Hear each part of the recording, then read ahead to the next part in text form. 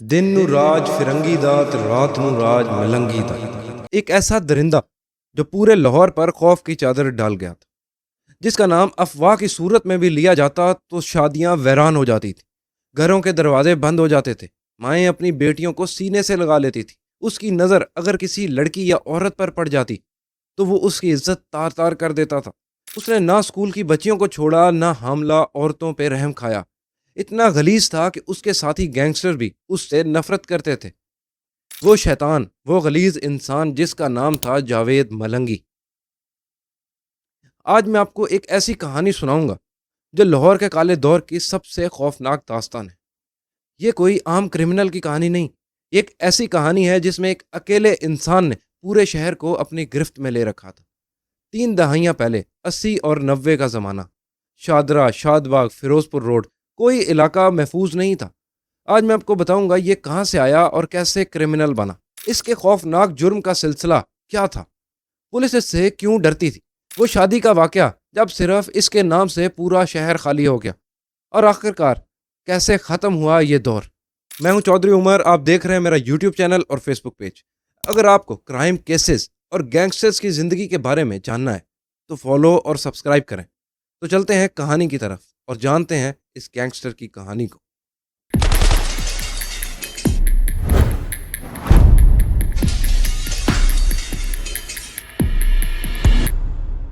جاوید عرف ملنگی پشاور کا رہنے والا تھا، لیکن اس شخص کے ایکسنٹ میں پشتو کا ایک لفظ بھی نہیں تھا۔ اتنے سالوں میں پنجاب میں رہ کے پنجابی ہی اس کی پہچان بن گئی تھی۔ ایک اور بات، ایس ایس پی لاہور نے اس وقت اخباروں کو بیان دیا تھا اور یہ ہیڈ لائنز میں آیا کہ ملنگی کو گھٹی میں ہی جرم ملا ہے۔ مطلب اس کی ماں خود کرمنل تھی، اس کی گود میں جنم لینے سے پہلے یہ بچہ پیدا ہونے سے پہلے ہی جرم کا راستہ جانتا تھا۔ پشاور میں روزگار نہ ملا تو یہ نوجوان لاہور آ گیا۔ شادرہ میں ایک خاتون تھی، تاج بیگم، جس نے اسے پناہ دی۔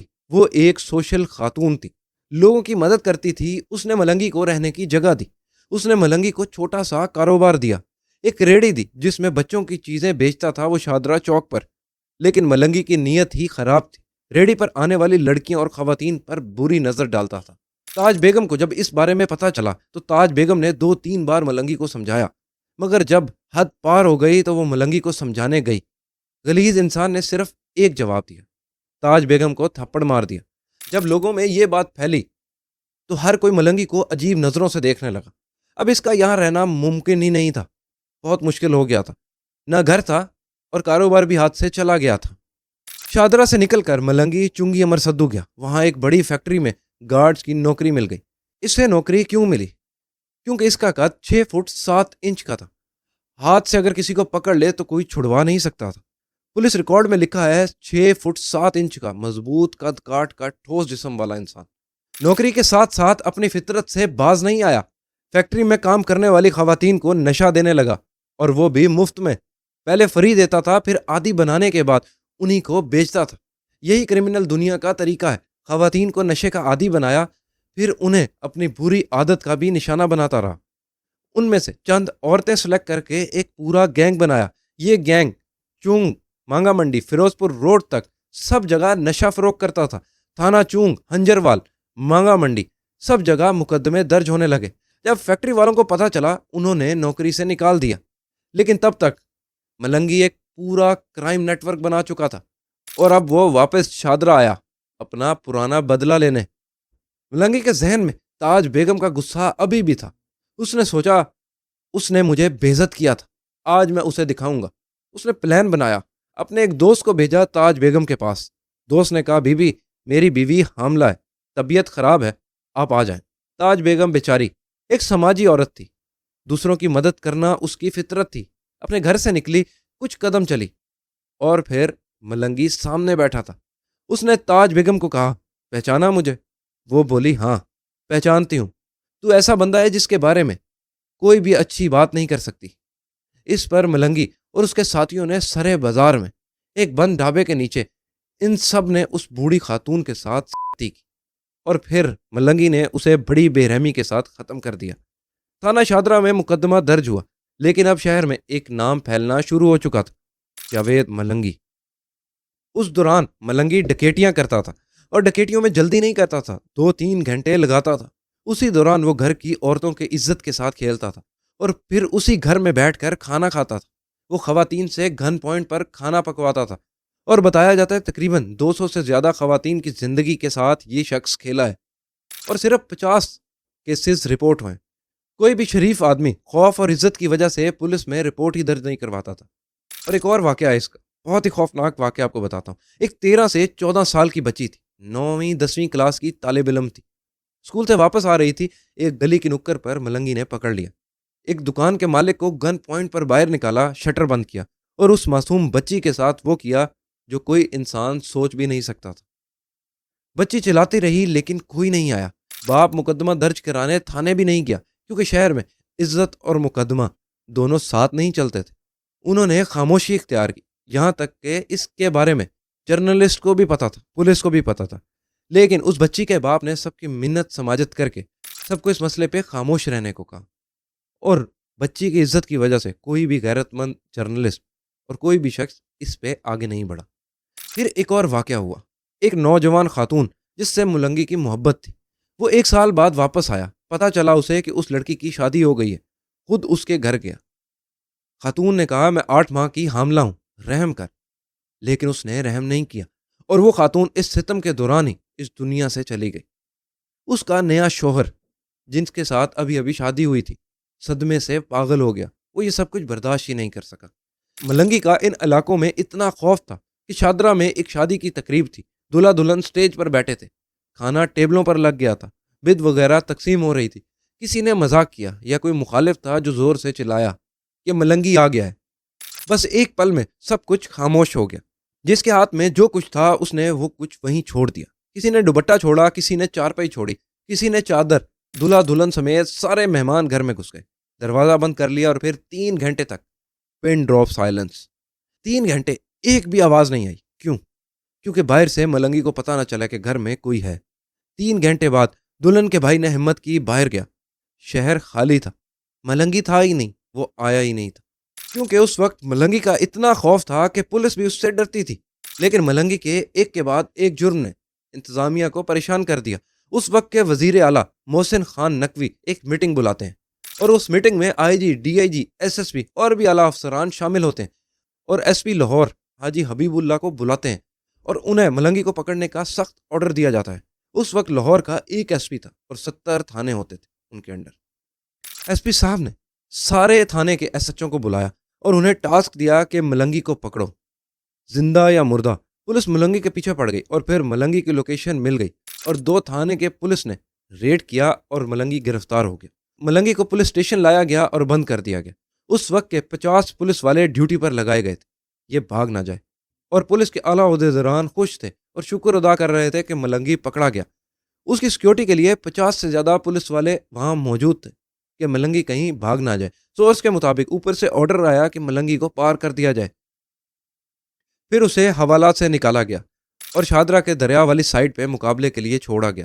ہاتھ پاؤں بندھے ہوئے تھے رسیوں کے ساتھ اور وہ بھاگا اور اس 6 فٹ 7 انچ کے طاقتور انسان نے رسیاں توڑ دیں اور وہاں سے فرار ہو گیا۔ ایک طرف دریا میں داخل ہوا اور اس پار نکلا، رولر والے کو اسلحہ دکھایا اور بیٹھ گیا اور پھر وہاں سے غائب ہو گیا۔ اور نیکسٹ ڈے ہر طرف صرف یہی بات تھی کہ ملنگی ہاتھ آیا اور پولیس سے بھاگ گیا۔ بہت بےزتی ہو رہی تھی۔ موقع پر جو پولیس افسران موجود تھے انہیں سسپینڈ کر دیا گیا اور ان کی انکوائری شروع ہوئی، لیکن انکوائری کانفیڈینشیل رکھی گئی۔ پھر ملنگی ڈائریکٹلی تھانے پر آیا، دستی بم پھینکے، فائرنگ کی اور نعرہ لگایا، وہ کوئی ہے جڑا ملنگی نو پھڑ سکے، آندہ نہیں کوئی باہر ہون۔ اور وہ ہر کرائم کرتے ہوئے ایک نعرہ بولا کرتا تھا، دن نو راج فرنگی دا تے رات نو راج ملنگی دا۔ اور ملنگی نعرے لگاتا ہوا وہاں سے چلا گیا۔ کیسی پولیس، کیسا لا، کسی نے اسے نہیں روکا۔ ملنگی کا اتنا خوف تھا کہ ایک اے ایس آئی کو ملنگی کو پکڑنے کا کہا گیا تو اس نے جھوٹے کارڈ چھپوا دیے، میری شادی ہے، میں نہیں جا سکتا۔ اتنا خوف تھا ملنگی کا۔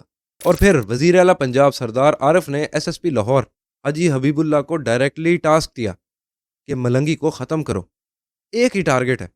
ایس ایس پی کے پی ایس او تھے حاجی خالد محمود۔ انہوں نے ایس ایس پی سے کہا یہ کام کرنے والا بندہ ایک ہی ہے، عابد باکسر، عابد حسین قریشی عرف عابد باکسر۔ गवर्नमेंट कॉलेज की रावियन बॉक्सिंग टीम का सदर, पंजाब पुलिस बॉक्सिंग टीम का कैप्टन, दर्जनों पुलिस मुकाबले उसके खाते में हैं। लेकिन उस वक्त आबिद साहब की वालदा कोमे में थी और आबिद साहब अपनी वालदा की तीमारदारी के लिए हमीद लतीफ़ हॉस्पिटल में थे और ड्यूटी से ऑफ लिया हुआ था।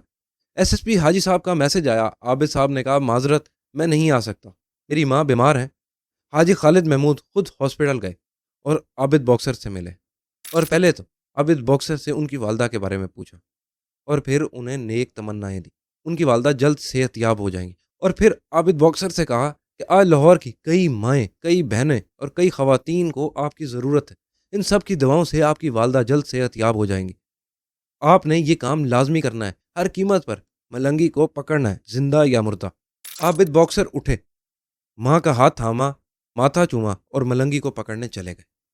आबिद ने पता लगवाया कि शादबाग के एक घर में मलंगी का आना जाना था। वो एक खातून का घर था जिसका नाम था सोफिया। ये मलंगे की सास गुड्डू पठानी की सहेली थी।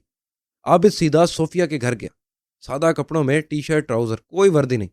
सोफिया से मलंगी का पूछा तो उसने कहा कि मलंगी आता रहता है लेकिन पता नहीं वो कब आएगा। और सोफिया ने तंजन कहा, तू मलंगी को नहीं पकड़ सकता, तू जानता भी है वो क्या है।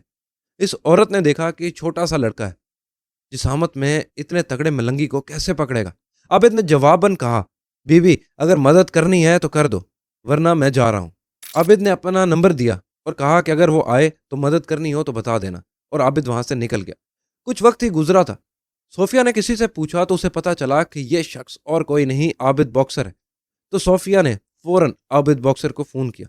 आबिद से कहा कि तुम वापस आ जाओ, मैं तुम्हारी मदद करूंगी, मलंगी को पकड़वाऊंगी, लेकिन मेरी एक शर्त है, तुम उसे मार डाल। आबिद ने कहा, बीबी आपको कैसे यकीन है कि मलंगी जरूर आएगा। सोफिया ने एक पेटी खोली, अंदर 2 क्लैशनकोप और हजारों गोलियां मौजूद थी। वो बोली, ये सामान मलंगी ने रखवाया है, वो ये लेने जरूर आएगा। आबिद ने कहा, ठीक है। और सोफिया से पूछा, आप क्यों चाहती हो कि मैं इसे मारूं? सोफिया की आंखें भर आईं। उसने कहा, मेरी 11 से 12 साल की बच्ची है, ये दरिंदा उसे अपनी बुरी नजर से देखता है, मुझे कहता है इसे मेरे साथ भेज दे। मेरे साथ वो दरिंदा सिर्फ इंसान जो कुछ करता है मैं बर्दाश्त करती हूँ, लेकिन मैं अपनी बेटी के साथ ऐसा नहीं देख सकती। उसे मैंने मलंगी की हवस से बचाने के लिए रिश्तेदारों की तरफ भेजा हुआ है। एक तो मलंगी हवस का भूखा था और दूसरा उसका सामान पड़ा हुआ था। इस बात का तो यकीन हो गया था कि मलंगी आएगा, लेकिन अब इंतजार करना था कि वो कब आएगा। प्लान बना, पीटीसीएल फोन लगवाया गया क्योंकि उस टाइम वहां पीटीसीएल मौजूद नहीं होते थे। सोफिया मलंगी से बात करती रही 16 दिन तक। इन 16 दिनों में 6 से 7 बार मलंगी का फोन आया और मलंगी हर बार एक ही बात बोलता था, मैं आ रहा हूं, और वो नहीं आता था। आबिद बॉक्सर रोज उसका इंतजार करता था। 16 दिन एक कमरे में रहकर इंतजार करना कोई मामूली काम नहीं था। और फिर 17वां दिन मलंगी की कॉल आती है। उसने कहा, मैं नहीं आ रहा, मैं पेशावर किसी काम से जा रहा हूँ।